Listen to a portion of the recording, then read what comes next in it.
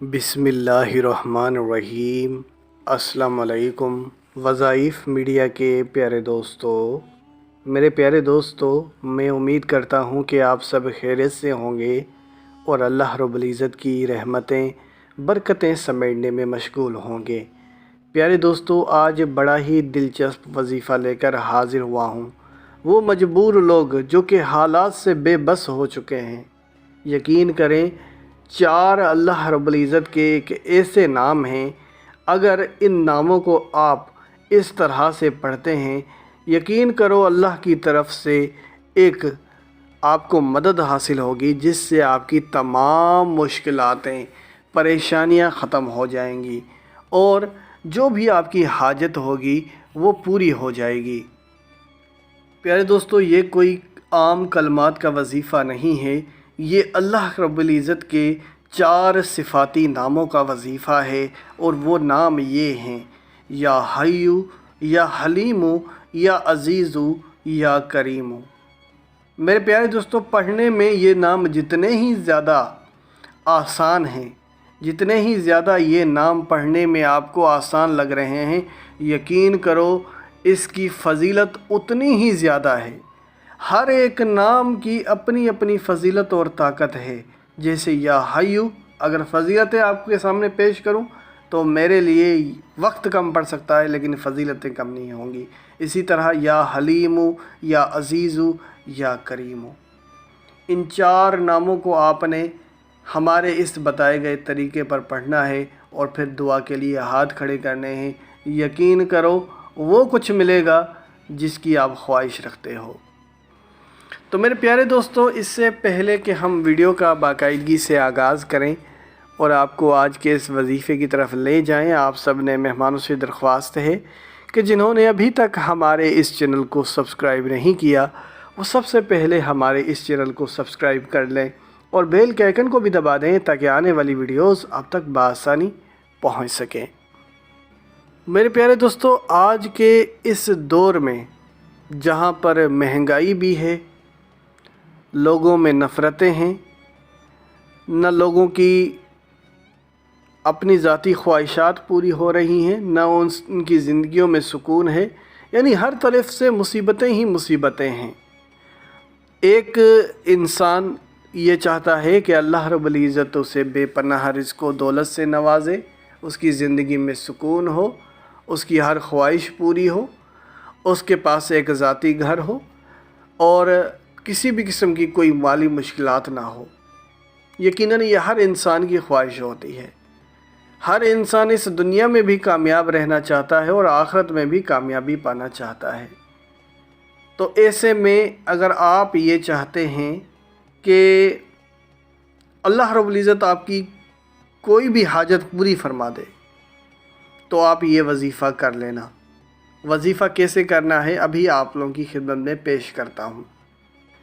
چاہے آپ کی زندگی میں کیسے بھی حالات کیوں نہ ہوں، مثلاً آپ قرضوں میں ڈوبے ہوئے ہیں اور آپ یہ چاہتے ہیں کہ اللہ رب العزت آپ کو قرضوں سے نجات دلا دے، یا پھر آپ گھر کے کرائے دے دے کر تھک چکے ہیں اور آپ یہ چاہتے ہیں کہ اللہ رب العزت آپ کو ذاتی گھر سے نوازے، یا پھر آپ کسی اچھی جگہ اپنے بچوں کا رشتہ چاہتے ہیں لیکن کوئی رشتہ میسر نہیں ہے، تو اچھے رشتے کے لیے بھی آپ یہ وظیفہ کر سکتے ہیں۔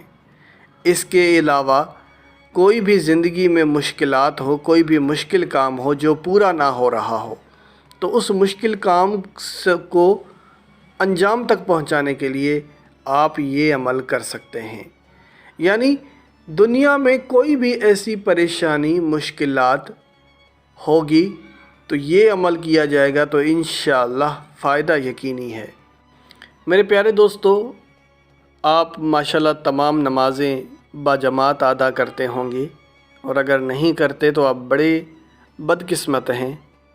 آپ سب سے یہی درخواست کروں گا، مرد حضرات سے، کہ وہ باجماعت نماز ادا کریں، اور خواتین سے یہ کہوں گا کہ جیسے ہی اذان آئے، اذان کے فوراً بعد نماز ادا کر لیا کریں۔